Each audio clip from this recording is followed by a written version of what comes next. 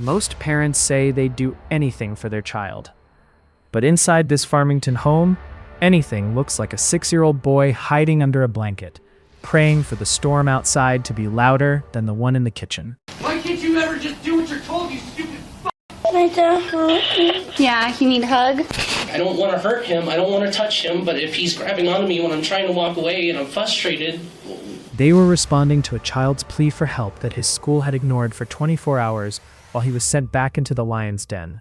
What am I supposed to do? That's the blood came out of my nose. And I don't know how I'm supposed to be able to help him when I can't even help myself. Officer Fernandez arrives at the residence.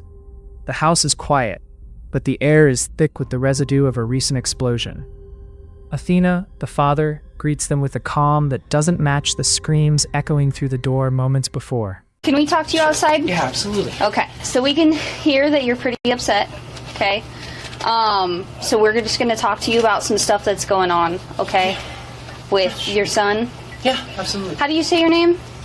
I go by Athena. Athena? Yeah, okay. That's okay. How do you say his name? Aragorn? Aragorn? Okay. Where is he at inside the house? Because I need him. Room. I just put him in this room for a timeout because I'm trying to walk away. Okay. While one officer keeps Athena occupied with talk of resources, another steps into the bedroom.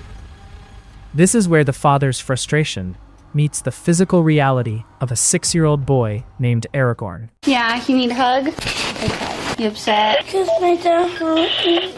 Okay. Where did he hurt you? He pushed me away in front of me. Yes, ma'am. And that's what he did. Just now? Okay. So I can see your arms. You look a little bit red on your arms right here. What happened? See that right there? What happened, you know? Dad just pushed me. A quick scan of the boy's body reveals a history written in bruises and scratches. He speaks about the abuse with a terrifying, matter-of-fact tone, as if being pushed into walls is just a part of his daily schedule. What happened to your knee? Yeah. What happened? Look at this. Oh my goodness. What happened? Michael pushed me. Who's Michael? Michael's just like my brother. Your brother? Yeah. Does anybody... He really scratched me right there very hard. Oh, okay. Yeah, that's why I started crying. Okay. After a very long time. Outside the room, Athena begins a masterclass in deflection. Every admission of violence is wrapped in a layer of self-pity and single-parent struggles, shifting the weight of the crime onto the victim's small shoulders. I have some aggression at times where I'll break personal items, but never anything that goes on to him. I do yell. It's single parent, his mom has been involved. There's times where in the mornings he doesn't want to listen to me, and so he throws tantrums. The narrative shifts again. Athena claims the boy is the true aggressor, that a 6-year-old is the one escalating the situation, forcing a grown adult to use physical force just to escape. Call me names, he'll try to hit me. I'll tell him that's not appreciated. I'll put him in timeout, and then eventually he just escalates to a point where I don't really do it too often, but sometimes I'll spank him, and it's not harder than, it's enough to maybe make him go like this, but it's about like that. Okay. And he's usually, I wouldn't say fine after that, but he's frustrated, and then he tells me I'm mean, and then usually I can walk away at that point. Athena begins to weaponize his transition and personal therapy as a shield against the mounting evidence. He paints himself as the victim of a broken system, while his son sits in the other room covered in red marks. How many times do you usually spank? Maybe twice a week. It's not often. Like at the time? Oh, just once. Once? Okay. Yeah, just once. And then with your hand belt or? Just hit my hand. Okay. You're on Medicaid? No, I was before. He should still be. I had insurance through work, but now Okay. Okay. Any substance use? I smoke. As the officers compare the boy's bruises to the father's story, the accidental narrative begins to crumble. The blood in the bathroom and the marks on the boy's neck tell a story Athena forgot to rehearse. They're from your dad. Okay. And that's the blood came out of my nose. What was that? That's the blood came out of my nose. Blood came out of your nose and it Yeah. was right there? It was really bad. Okay. And there's some in my bathroom. I can hear. Let's just talk quiet, okay? Where's my dad? He's downstairs talking to somebody else, okay? Okay. So we just got to make sure that you're okay. But the boy's testimony is consistent, and the locations of the bruises, his face, his chest, his groin, don't align with a normal morning routine. This is Eric Gorn, Okay. and he's 6 years old.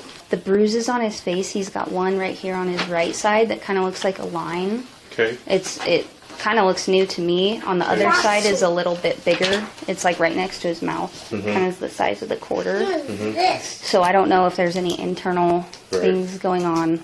We are going to put him on a 48-hour hold. And Okay. The frustration excuse is no longer working. Now, the questions get harder, and the father's memory starts to miraculously adjust to account for the injuries he previously denied. I asked him to turn off the TV and it was time to get ready to go. And he said no. I waited a few minutes. I asked him again. He said no. And this time I turned off the TV. And I could tell he was frustrated, so I walked away. I let him be upset. And then I came back. I was like, all right, let's get dressed. He told me no. And I said, okay, well, then I'm going to be the one that gets you dressed then because I need you to go to school. Yeah. The officer presses harder, sensing that the accidental shirt pulling doesn't explain the force required to leave marks the size of quarters on a child's face. Is that where these peas came from? Was that just like an ice pack or something? That for was him? an ice pack, yes. Okay. Because afterwards I saw it was red, so I asked him, I was like, do you want to put something on your face to make it feel better? And he said yes, and I was like, it should make it go away eventually. When we first walked up to the door, there's some pretty choice words that were used. And I mean, I get it. I have kids. I get frustrated. I say, fuck, I say, The mask finally falls away when the officers mention the word arrest. The father who claimed he wants to be involved in every step of life suddenly pivots to a terrifying admission. He doesn't want the child full-time. I did feel sorry, and I did go grab him, and I put him on his face. I was like, okay, let's try to get that swelling down, because I don't want you to be, like, having a hard time chewing or made fun of. So in the past couple days, have there been times where you felt that you were so frustrated and that your spanking was overboard? Or your punishment was overboard? Today was the first time I've spanked him in weeks, and The reality is a search warrant and a trip to jail. Even as the handcuffs click, the father is more worried about his legal rights than the child being loaded into an ambulance. so what's going to happen is we're going to do a search warrant on the house, okay?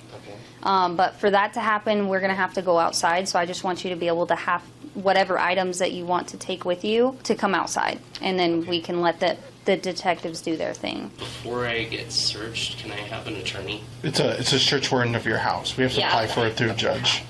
Okay. Athena's last words to the camera aren't an apology to his son.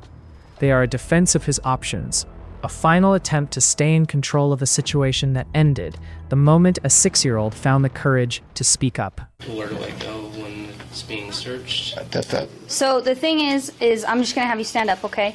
Can you stand up for me? So right now, you're just being detained, right? You're under arrest right now, okay? So for child for right now, okay? Because we believe that there's probable cause to believe that there is child going on. Aragorn is finally out from under the blanket. And for the first time in a long time, the storm inside the house has finally stopped.